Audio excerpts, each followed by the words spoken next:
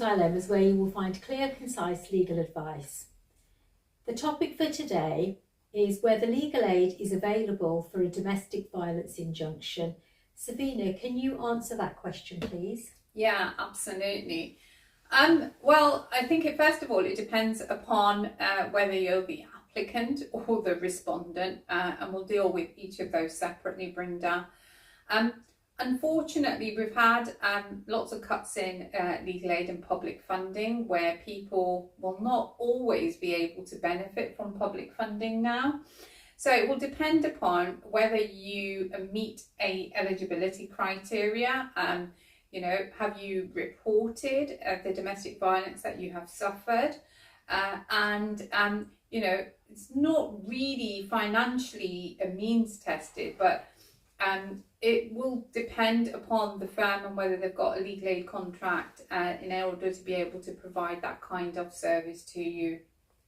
Okay, so if you can't afford to apply for an injunction, what can you do if legal aid isn't available? Because I thought it was available for domestic violence cases.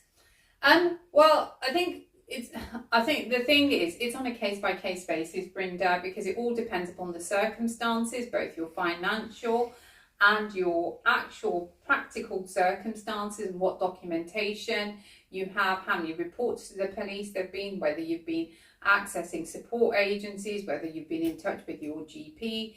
But if you don't have the means to pay for assistance and you don't actually qualify for public funding, well, then what you would need to do is make contact, please, with the National Domestic Violence Helpline. Make contact with other support agencies like Women's Aid, and there will be those that are local to you. And in the first instance, also make contact with a solicitor who provides that legal advice, because they will have a legal aid contract. Obviously, it is financially quite challenging for people to be able to instruct a solicitor privately. But if you are seeking protection, then you should also consider alternative means. So if you have reported it to the police, you may not need a non-molestation order injunction, because the police may already have made an application and on the basis of the domestic abuse and applied for a restraining order or a domestic violence protection notice or a domestic violence protection order or some other form of bail conditions limiting that individual making contact with you. So that also will help out those who don't necessarily meet the financial criteria and the other criteria for public funding. Okay.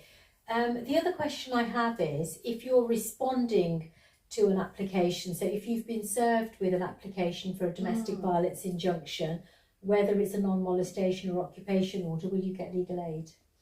If you're a respondent, there is no legal aid available, I am afraid. I'm sure you're now well aware.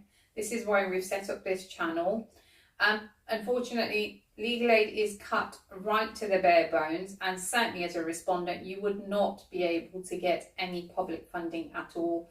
If you wanted to contest the making of a non-molestation order, you would need to pay a solicitor to represent you privately, whether it's on a fixed fee basis or on an hourly basis, or alternatively represent yourself as a litigant in person. Okay, thank you. So the summary there is no legal aid or help with funding if you're a respondent.